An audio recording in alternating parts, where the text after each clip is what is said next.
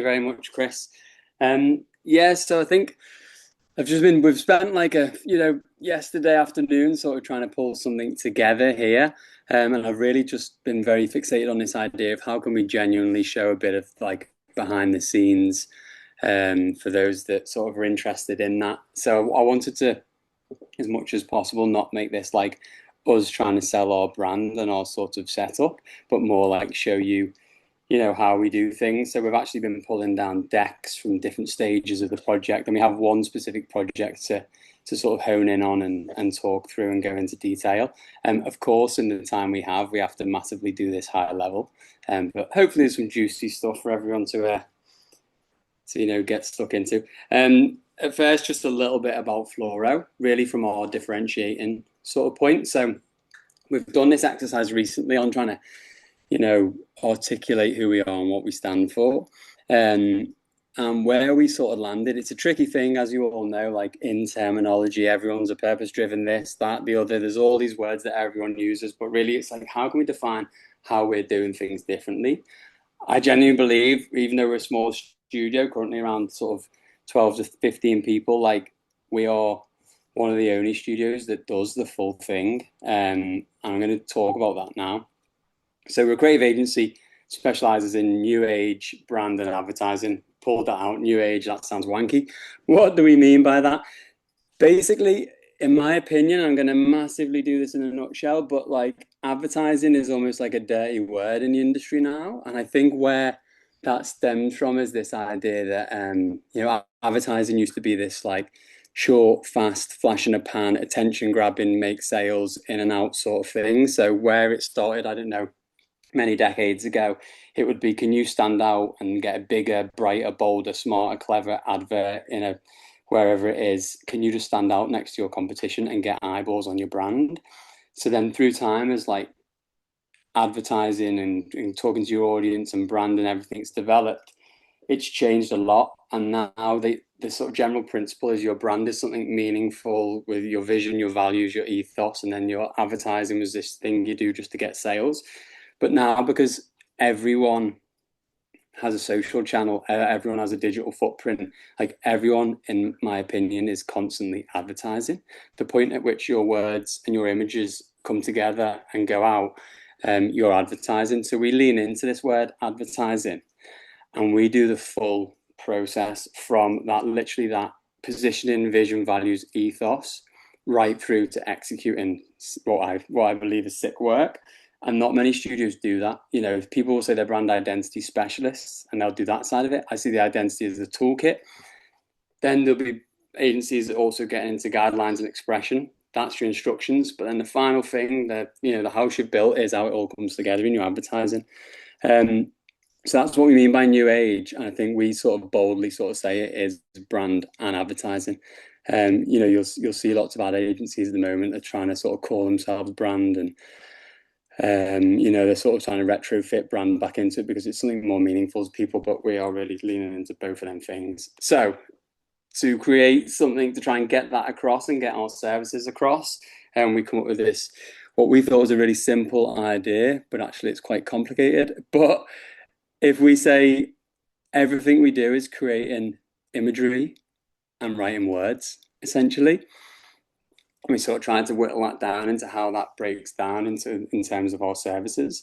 So what this graph is sort of doing and saying is we have front and center here your brand, and your vision or your words here is like who you are, what you stand for, why you're doing what you do. That can be your narrative, your positioning, your brand personality, your tone of voice, your naming.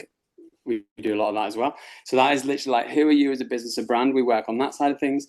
Then your image, like everything to do with your image and how you create that, how you express it, what you create, direction, your art direction, your design systems, your brand guidelines, like that all forms your identity. So we're almost the left hand of the page here as being like almost internal. So your brand is your toolkit and your instructions.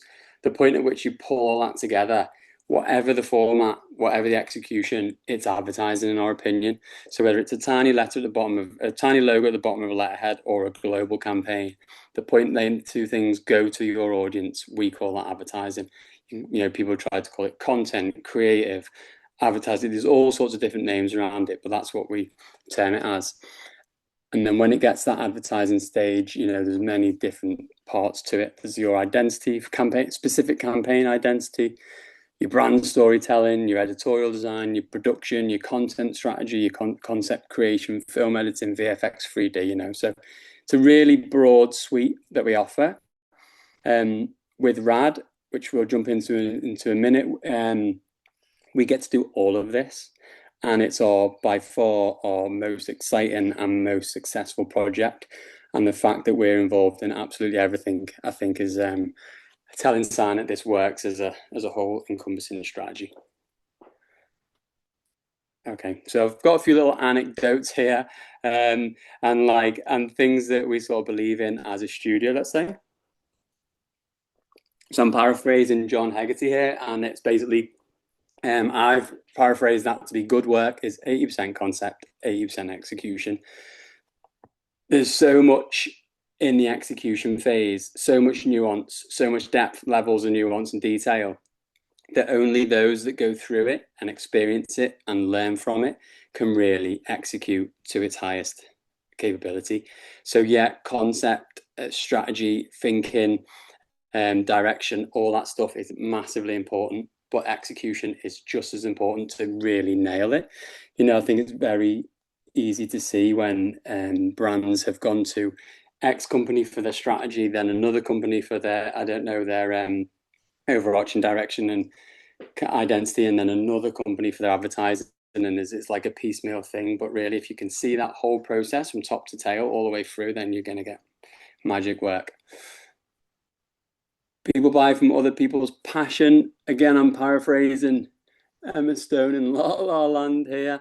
That stuck with me when I heard it in a film many, many years ago. She's trying to convince, I can't remember his name, Ryan Gosling in the film to basically open his own jazz bar because he absolutely loves jazz. But, you've got to sell passion. Like you as an agency, as an individual, as a designer, whatever, creative, like you've got to sell your passion to the client. The client's got to see that you live, love and breathe this stuff, and they've got to understand what it is that you live, love and breathe about it. But more importantly, as a business and as an agency, you've got to capture the brand's passion. You've got to understand why they get out of bed in the morning, what's meaningful towards them. You've got to package that thing up and turn it into a fully comprehensive system to then take to the world. Because if you can express your passion, what you live, love, and why you do it, then you can basically turn consumers into fans. I know this is some in terminology stuff, but it is really important to us because when you're at the decision-making process, especially as product-based apparel, fashion, sport brands, stuff like that, there's going to be a lot of voices and a lot of people come from many angles, and a lot of them are going to be leaning into that eyeballs on the brand and how you can get more eyeballs on your brand. But if you're trying to build a brand, a sustainable business that can last for many, many years, you don't want to be getting one-off consumers. Like just convincing someone, blagging someone, pulling someone in to buy something from you, and then never coming back is useless. It's just skewing your numbers, skewing your facts, and it's not how you build a brand. Sort of turning someone around and making them really love what you do and why you do what you do. Them just seeing something extra in who you are and how you operate and behave and everything else is at the point when they turn from just a consumer into a fan. And if they're a fan, then they start coming back for more, keeping an eye on you, telling their friends about you, and word of mouth is still always the most powerful tool in any form of marketing. So if you can build a story for people to pick up and tell, then they'll become fans. And the way to do that is to really express your passion and be really passionate about everything you do. So are them two things to come together? I've just pulled them out in this deck as we go through this campaign. You sort of keep harking back to this idea that people buy from other people's passions. We want to convert fans, not just consumers. So a little bit about R.A.D. I'm going to share a video now, but it's going to be really poor quality because we've just literally ripped it down from YouTube. We're going to play the first minute because it gives you a little sort of overview of what R.A.D have done.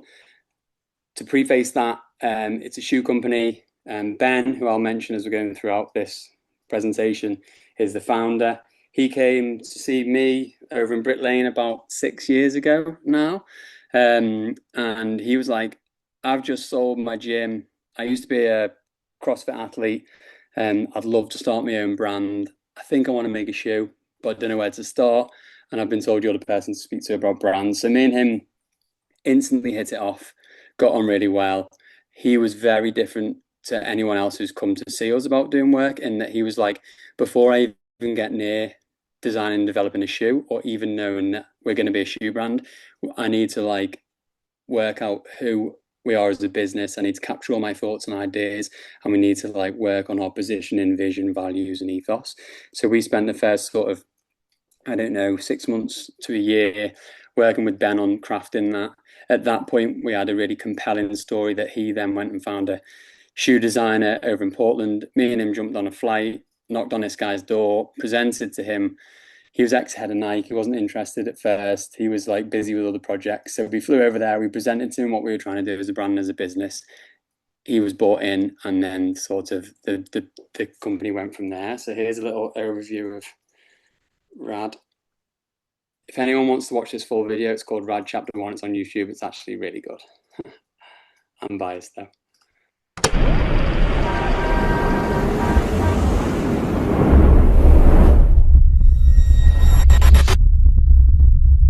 Fucking poses.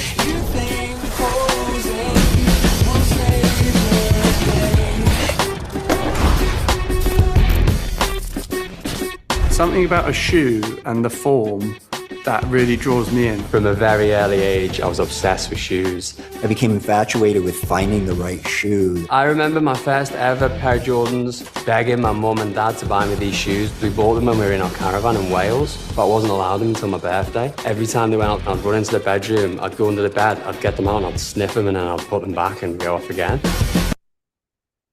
Right, there we go. So that's just the intro, but it gives you a little insight. So R.A.D is primarily a shoe company. We launched in the CrossFit sort of functional training space. We've now gone into running. We've sort of gone into that from a sort of high rocks training perspective already with a running shoe, and more of a hybrid running shoe, let's say. We're now going full on into running.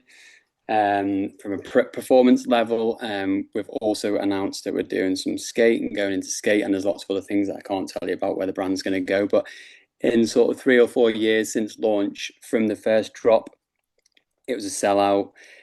People wanted more and more of it. Many startups we've worked with either get somewhere very slowly or nowhere at all. This went somewhere very fast, which has been amazing. And it was all done through sort of just direct to consumer content, like no digital marketing. Ben actually phoned me sort of a couple of weeks before we were due to launch, and he said, I'm pulling all the digital marketing budget. I don't want people being chased around by adverts as a first interaction with the brand.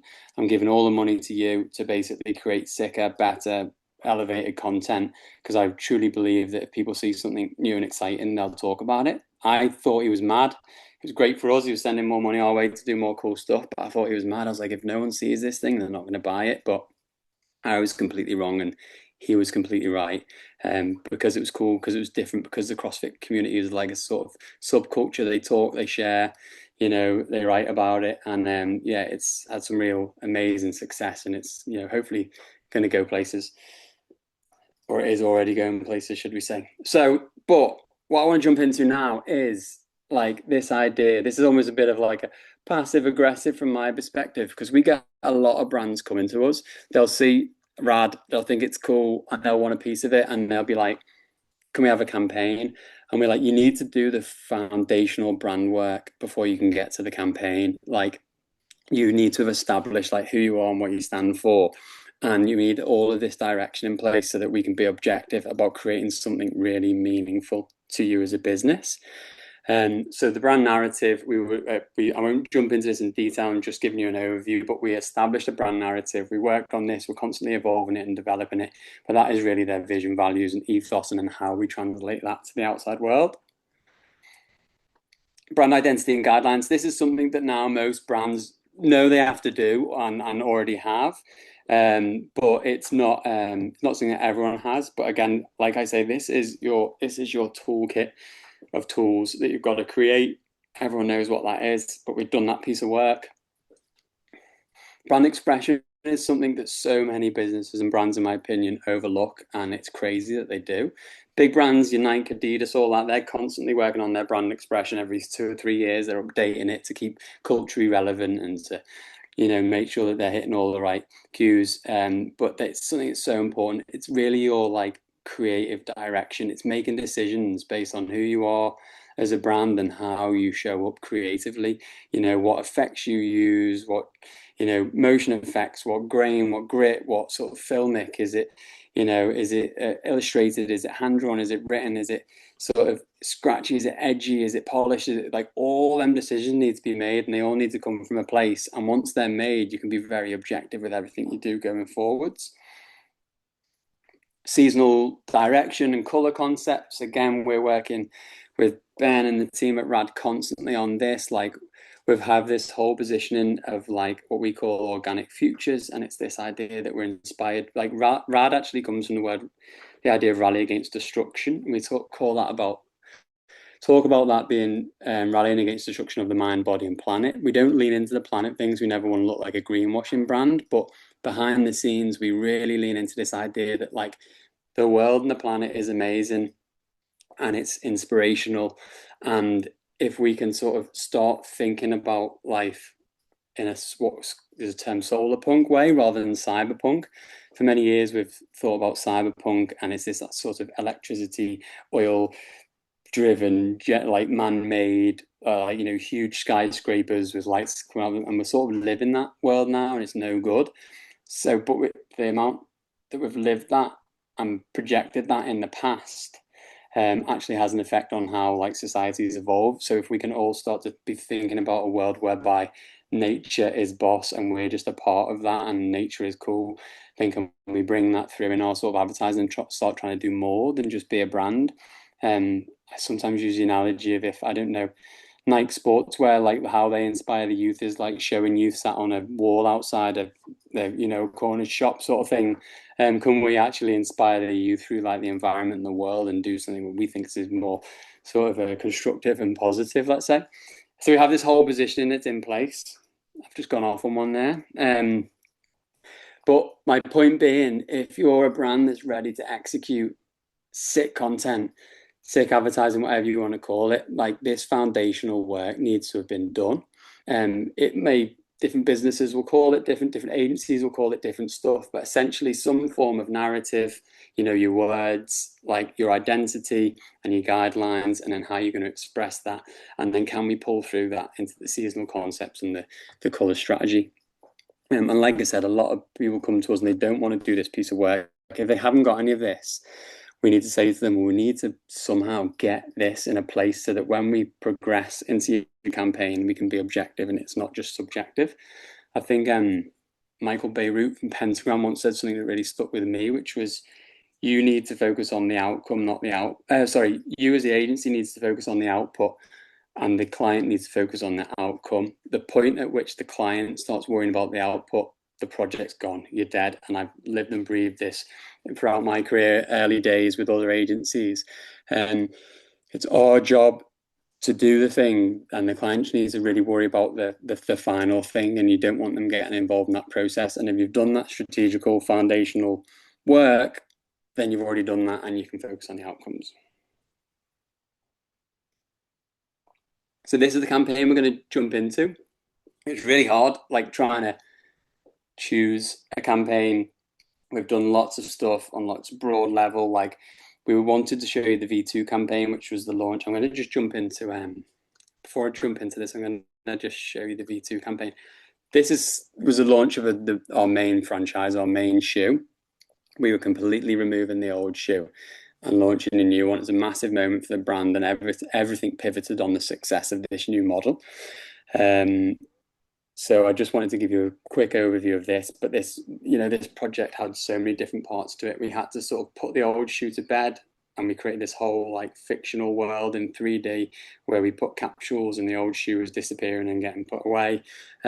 We working with Ben, the founder, and the team at R.A.D, we come up with this whole like delivery systems concept, and it was basically our athletes are delivering the future of footwear. So it was the graphics, the apparel, the wrapping of vans. We went and done a shoot in LA on doorbell cameras of all the athletes running around and delivering the shoes to you. We created this whole new system specifically for this campaign, which has then become a sub brand. These are the 3D worlds we created to sort of announce that the old shoe was going to end and something new was going to come. Created this video here of a sort of Willy Wonka's sort of surf inspired shack above the sea, creating the shoe piece by piece, which was sick. The photography of the new product, like absolutely everything, the apparel design, stickers, patches. At one point I was like, I just wanted this to be super expressive like the brand, and I said to every designer in the studio, just create a V2, no direction, just something you think is cool and you love, and everyone just went off and created their own V2 to announce the name of the shoe, and then we sort of wrapped pelly cases and sent them out to the athletes. So there's an overview of like a big project for R.A.D, but then for this, to jump into the process, I wanted to focus on something a little bit more with emotion element to it, and also something that we had time to actually dig into in detail. So Solar Charged was the name of the campaign, and it was coming out in the early sort of spring, summer 2025. This was quite funny. I was messaging the guys late last night, like 9:45, I found this, trying to get the initial brief. So in our process, it always has to start with basically Ben, the founder of R.A.D, is heavily involved in creative and product. Like that's his thing. He loves it. And like everything starts with sort of, either a sit down conversation with me and him, or he's captured some thoughts and he sends them over. Now we're doing this a little bit more officially, and he's capturing his thoughts in more detail. And we call it like a 1-page brief. Rarely reference. We don't really want to get into reference this stage again, output versus outcome, but he will like write down what he's thinking, where we're up to, and that is the catalyst for everything. So it made me laugh that this was literally the brief for this whole campaign. We also, just to give you guys a little insight, from start to finish, concept to execution and go live, we had 10 days, which was crazy. We knew it was going to be 2 colorways of a shoe. We knew it was going to be a digital first campaign across multi-channels. Primary market was going to be US and UK. And this note on the left is Ben's note. This is actually him talking to me and me just making some notes. So he said, solar charged. I want to write a small paragraph about the sun effect on the mood, charging us full of energy in preparation for competition. Penultimate time for training in the lead up to competition. We feel charged by the sun. Energy is high. Fitness is peak. Mentally preparing and raring to go. It's really interesting because when we get to the end of this presentation, like if we hark back to this paragraph, that's absolutely what we captured. The nuance and detail within this is, in terms of the training CrossFit season, the next shoe that's going to be released is the competition shoe. So when they actually go and do essentially the Olympics of CrossFit, this is the shoe before that. So we're in like summer. We have this strategic position of like what summer and winter means to the brand, and we relate that to nature and training. So in the winter we go to ground like nature, like animals. We go to ground, we recoup, we sort of prepare. From a training perspective, the winter is the hard slog, the hard months. You put in the effort, you put in all the work, you've got to stick to it and put in the grind. Then it gets to summer. That's when your competitions are happening. It's the Olympics, it's the World Cup, it's whatever it is. Like for every athlete, like competition time is summer. We are naturally charged by like the sunny environment, the bright blue skies, the weather. It gives us a natural charge, plus all of the stuff sort of comes to a head. So we really lean into connecting, like I said earlier, with that whole organic futures position. We sort of lean into this idea of connecting nature to training and what we're doing. Also, as a brand, that then means as a training is always the thing we focus on, regardless of what sport that is. So there's some nuance. Then I've sort of took Ben's small overview here and started pulling that into a direction to then bring into our team here and for them to then go nuts on. So what I've pulled down is solar glow, afterglow. We're charged by sun, we're nourished by the water. Couldn't we do a crazy shoot of glows? Do we do something weird AI wise? Like the burning sun is a sick metaphor, like molten lava, like heat waves, mirage. I don't know where the zooming into an eye of a lizard or a gecko come from. Is this a lizard campaign I've wrote? Can we use clear skies and nature for backgrounds that suggest solar? We really specifically wanted to use real people and like in this campaign, because we had like previously done a couple of campaigns which were all very, very sort of VFX orientated and digital. So we wanted to make sure there's some people in it. Can we play on a sun earth concept? This is the final stretch before we reach peak in the training calendar. The shoot could be inspired by that, and it's the final graph.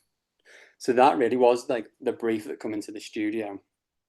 And we would have sat down and talked about that. Boring stuff, and probably very similar to most places, but this is sort of like how that process will then unpack. So, and it's not always as linear as this, but we've got concept development and purpose, which you've just sort of seen really in all that foundational work, plus the overview of what this concept needs to be.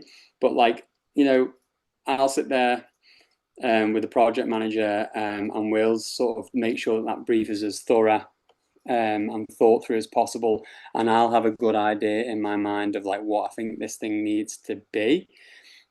Design director, so if that's Eddie in this case, who's my partner in the business, will sort of like then start like thinking about it more from the pulling references, like the creative vision, if necessary. Sometimes that'll be me working on that, or sometimes that'll just go straight into our seniors because we've all got a good understanding.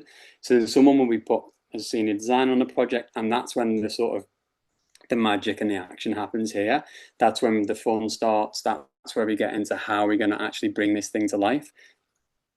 More or less always, I have this idea of what I want it to be here, but this stage and the guys and the team and their points of reference, what they're into culturally, like their, you know, creative visions, like always amplify and make the thing I thought it was going to be far better, far more interesting, far more related to culture. So that, like, you know, kudos where it's due. The team always send that thing to 10, do you know what I mean? Then once we've sort of addressed what we want to do and we've outlined it, we always say there's like no barriers at this stage. Then we bring in our project team and we talk about the actualization. So, you know, yeah, this thing's amazing. It's going to cost us 3 million quid. How do we do it for 30 grand? And we start raising any flags. We start thinking about how we can actually pull this off and what we could do and what we can't do. And we sort of make sure it's a feasible concept. Then we all get in together. We all agree on align everything, and then we start taking that back to the client to sort of get sign off. So that's the sort of general process that we're going to run through now. So concept stage, I've literally pulled down a page or two on this, but you can imagine the depth and breadth that this goes to. Something I'm very keen on, and we've sort of talked about quite recently, is always being able to explain what the concept is in words before you even get to seeing any visuals. So like explaining what was going to happen and what we're going to see so we can all get on the same page. So for example, for this concept, we whittled it down to this idea that we're charged by the light, we're lifted by the beauty, and we're buzzed by nature. So that's what the summer does to us as individuals. And that's the sort of motivation that we want to lean into and focus on. Then there's sort of in a bit more detail, we'll try and work that explanation of what we're going to do. But again, it's words. The reason I'm sort of anti-refs at this point is I don't want the references to guide the creative. I want it to be a unique and ownable concept. So I think defining that first before jumping into sort of refs and inspiration is really important. So here we talk about capturing the raw elemental energy that fuels human performance. I've already mentioned that to you guys and what that means. At its core, it's going to be a person in the campaign. We'd made that decision, and the embodiment of power and transformation, charged by the sun to push further. So how the summer and the summer season just makes us work that bit harder and love things that bit more. Penultimate stretch of the summer training. This is more than just progress. It's about being it's charged energy and using that charged energy Sun becomes ignition, radiating through us, amplifying potential. The sky offers flow, focus, and renewal. We had these two shoes, which will make more sense in a minute, but one is solar charge and one is more about the sky and renewal and focus. Visually, we use light and kinetic movement to blur the line between nature and human energy. And the campaign will unfold in two shoes, Solar Orange, which was the final title. We had all sorts of different titles before we got there.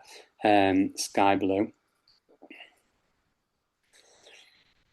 We do this with every concept we do. We pull out these big keywords, and then as we're working through it, we just always want to cross-reference that this is what it's achieving. And again, it's making the subjective objective. You know, we all have a conversation. Someone's like, I'm not feeling it. I don't actually think that it's giving that vibe and that energy. Then we can reassess that. We can sort of think of how we do a line on it. There are two shoes. They're the colorways. We'd already done the color work with the team, you know, over in Portland, sort of like, 12 months earlier. So we'd worked on a color direction. All of that organic futures I mentioned earlier would have inspired the color direction. They then go off and riff on that and turn it into the working with Ben and the team at R.A.D. They all develop these colors and test them and try stuff out. We'll sometimes feed into it and stuff, but really they're going off and doing their thing. But the general concepts we'd worked on previously and we understand them, and then they come back to us now. So for Solar Orange, for the sort of direction, here's a sort of summation of all of our mood boards put into one place. We want to use multiple edits and effects to create interchanging scenes. From this this is a stage that we all talk about, like, how is it going to feel? Like, what's the weather like there? Like, is it fast? Is it frantic? Is it like exciting? Is it dark? Is it moody? Like, these are the conversations we'll all be having internally, and this is what we're trying to pull as references really to sell into the client. Once you've used references to sell into the client, it's almost like you need to put them away, never look at them again, and then do your own unique thing. But some of the ideas and metaphors and concepts that we're pulling through here is like glowing people, burning sun, heat waves, mirage, molten lava, bright skies. And for the next shoe, the sky blue sort of shoe in the colorway, where these are some of the boards and some of a lot of this is like, a lot of our references will be taken more from like culture, like music videos, art installations, trying our hardest not just to be sort of other brands' work, like that's where we're trying to sort of gain the touch points to create something unique. The metaphors and the concepts that we're pulling through here is fresh seas, eyes of the gecko still, and glass iridescent. That's an important one, I think. As you'll see, blue skies, liquid sunlight, sun reflections, nature's breath, lush, pure, dewy mist. So there's some of the words. That's the tone of voice of this, let's say. So in the design and execution phase, so we decided that we needed some sort of really like impactful, sort of surreal visualizations that could almost prop up this entire campaign. We've been doing a load of work. We have R.A.D, a designer who sort of specializes in, she's a multidisciplinary creative really, but she specializes in touch designer because it's something she's just really into and does amazing stuff in that. And we've been using a lot of touch designer recently. We've actually done a really cool campaign recently with Apple using touch designer. So we were like, R.A.D, we all went through this brief. She was working on this project with Grace, and we were sort of like, can you go off and create like some surreal visuals? So I'm just showing you the actual ones we created, but there was obviously a big broad spectrum of them. But we had this sort of burning sun, which is awesome. So this, for those that have not heard of or not used touch designer, bear with me because I'm no expert on it, but I'm just paraphrasing what R.A.D has told me. It's like you're sort of DJing with code and things are happening on the screen. So it's not as formulaic as our other design programs. You've just got to like put stuff in and you've got to move stuff around, you've got to play with it, and things will start to happen on the screen. And I almost talk about it being somewhere between a sort of design and art, because it's very much based on like touch, feel, and everything else. Also, you can't necessarily always reproduce the same things over and over again. If you make your canvas bigger, everything will change. It's a really, really interesting sort of artistic program. But anyway, this was a big burning sun which she created, which we were like loving and thought had a real feel to it. We had this molten lava. You'll remember these sort of words from earlier on in the direction, but this sort of ASMR qualities of just watching this stuff forever. Sick. This was a sort of more blurred, abstract, as you'll see soon, of what our intention is of using these. We had to experiment with lots of different sort of levels of depth and everything else. Then some of the sky blues. This is a sort of a sun being wrapped in the sort of glows that we mentioned earlier. This is a slightly more water-based clouds merging with a sort of watery effect, quite subtle. And then push that even further into something a bit more high contrast. You know, so having a lot of sort of fun and experimentation with these like visual effects. Because the plan was we were then going to take this into the real world. So we worked with SK Productions to build like a sort of, I think it was about a 5x4 meter backlit projected wall, and we were going to project them visuals on it. You can see us on set here. So we wanted to put this we needed a huge wall so that we could really be dynamic with our camera. So with the video and the stills, we could really move around the talent, get dynamic angles, wide angles, low, high, like all that sort of stuff. So we needed to build this huge wall inside a set. Then we needed to think of how we could reflect some of that on the floor. So we put like a foot of Mylar flooring, which is like a high reflective foil flooring, really, that would reflect what was going on in the background. As you can see here, we're playing with lasers and LEDs and stuff on set as well. So some of the sort of ideas that we sort of pulled down for direction on the day with the cast and the talent is, you know, we want the figure glows and dark orbs like embers. We want an action to be like a power stance, like a person's charging. We want the camera movements to be static with slow pans and post and zooms. We want the model sitting on the ground moving subtly. Images of model duplicates, pans across as above. Color treatments, very intense, dark, orange, red tones, gazing towards the sun, charging, sitting down on the floor. We wanted to do wide angles, dramatic angles focused on the shoe moving up and down the talent, extreme movements, you know, stepping towards camera. Like, these were all of the sort of things that we thought could really create the vibe and everything else and the energy that we were going for. And this is us on set doing that. Of course, before we got to that stage, but think about the format and the final format. Very boring slide, but an important thing to make. A lot of stuff we're doing at the moment, we find a really great way of executing something that's engaging, especially on socials, is almost like this carousel format. Like, calling it a carousel proper downplays it, but basically snippets of the juiciest bits of action of the thing that's happening, I think, as how we engage with it as human beings. So, you know, when you see like highlights of a film on a carousel, it's just like the key highlights, and there's something about that format that's really engaging. So we've decided early on in this process that rather than stitch this together and make this a narrative-based concept, we were going to do snippets like a carousel, because we think that's engaging. It's like you're getting the best bits of everything that was happening. You can tell a little story, like a provocative abstract story, let's say, in this format. So we've made that decision. We needed our cast, we needed our people to shoot, and we needed to style them in a way that would suit the whole of the campaign and our sort of cultural relevance, let's say.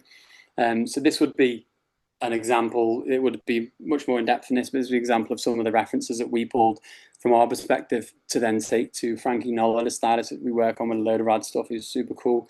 So we wanted this to be elevated, sporty. We like the idea of mesh and layers and interesting silhouettes and dark colorways, and giving a bit of a core vibes to suit everything else that was going on. We felt that that was about right. We chose Naz, who we thought had a awesome look and would really suit that sort of style of that sort of fashion style and the sort of contemporary progressive look. I thought she'd look sick. And then our stylist pulled these exact products based around that, let's say. We had our brief for our male model, which was, you know, elevated, sporty, very similar, interesting silhouettes, light colorways we wanted, because this was going to be the sky colorway of shoe. So we didn't want it to get in the way of what was going on, and we wanted to stay in the background. Layers, but not making it look wintry, because it is early summer, and giving it more of a lifestyle feel in a performance sport. And then this is what the guys went off and started pulling, and we managed to secure Ebenezer to work on this, who had a great look as well. And then, so then we've create our crazy big touch designer atmospheric backgrounds. We've built a huge set with LEDs and everything else. We've shot lots of dynamic camera angles and we've moved around the model and we've sort of created a real vibe. Then we get all that back, pull it into the studio. On that note, by the way, we were working with Fraser Stephen on motion and Jack Chipper on stills, two people we collaborate all the time with. They're external to us and they're sort of people that we really rely on and work really well with, and they were shooting all of that stuff with their teams. So then we get some of the footage back. So this is sort of straight off the back of the camera, the sort of raw footage, giving you some example into that. And we sort of direct here like how we're going to grade this. So as you've seen earlier in some of our direction and concepts, we wanted it to have a very dreamy feel. We wanted it to feel really stylized. This is raw footage, by the way. But we wanted to bring like the heat wave idea through the hot embers with this sort of sky blue. We wanted to be fresh and glowy. We wanted high contrast, high saturation, and cinematic. So that is the sort of direction for how we want to grade this stuff and make it really stand out and pop. So then we get into cut in, VFX, edit, grade. I always use this analogy when it gets to the edit room. Like I remember going and seeing a talk many years ago with Tony Kaye, who made American History X, and how he didn't even want his name to be on the film because the film that got made was not the film that he shot. And I found that fascinating that a director could direct and shoot so much footage that they could change the film in the edit room. And it really made me realize very early on, we were setting up Fluoro, how important editors and editing is. Like sometimes that is the juice, because you shoot so much, you could do so many things with it that you really need to nail it in the edit. So I also reserve the right to all of that strategic work and all the foundations and all of the direction and all the scene setting. If we get to the edit and when we do exactly what we had planned to do, it's not hitting it, it's not what we want, we can start changing it up from there, and that's absolutely fine. You still need that really foolproof, solid plan in place in order to get to this stage. But if you want to then start being more, experimental and trying things out and bringing in some sort of new thoughts and stuff, as long as it's still holding together, then absolutely there's room to experiment and develop. This one actually, to be fair, really come to life very clearly as we intended, and it was working really well. But this is some of the explorations, some of the different things that we were working with, trying out. I think James Parkinson was working on this with us. You can see it sort of starting to come together. We had sort of identified 3 main scenes per shoe. So we were talking about this idea of like soul and noon and what that looks like, idea of like sunset and astrological dust. We sort of created scenes around that. And then the sky blue, so first light, celestial blaze, blue haze. You can sort of see some of the experimentation there. And then we got into what our final campaign, and then we delivered this campaign. So again, starting with words, what we were going to say or how we would explain it, even if we're not going to use these words in the execution. But in the summer, we're charged by light, we're lifted by beauty, we're buzzed by nature to push harder. So this is our sort of campaign logo type animation, which was all driven by the creative. And we always sort of, all part of the sort of rollout and the flow of like a drop is we stick a teaser out there. Our market's super engaged, so the teaser will come and they'll all start get second guessing what it's going to be, what's going to come. They'll start having loads of back and forth. So this absolutely doesn't show the product; it just teases the concept. So this will be the first thing the audience, the fans have seen.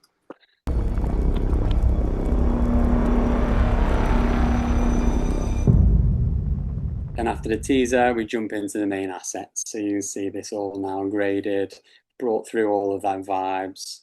You can see how the stuff on set has come through, how it worked on stills, how it worked on product shots. This is just like a small summation of lots of different stuff.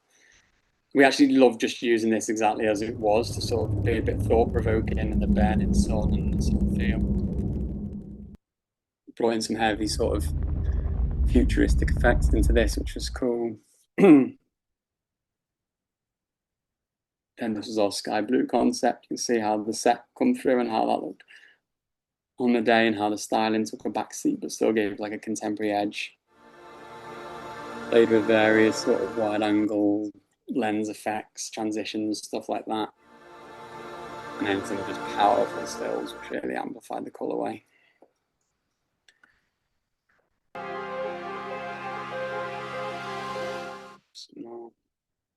And again, just some interesting backgrounds to start seeing. Because you flick through these, it's sort of telling the whole story that we outlined at the beginning, and it's sort of in a sort of thought-provoking way. And there we go, that is us. That's the execution of a solar charged campaign. 2 colours, new colours, limited edition that we're dropping. As I said at the beginning, we had 10 days from that written concept or them notes in my phone to delivery and executing on this. And the campaign, luckily enough, was super successful. The shoes sold really well. And it was a little moment for us as a team with R.A.D as well, because we got back to sort of, you know, live shoots and getting in the studio and doing some really cool and progressive and exciting stuff.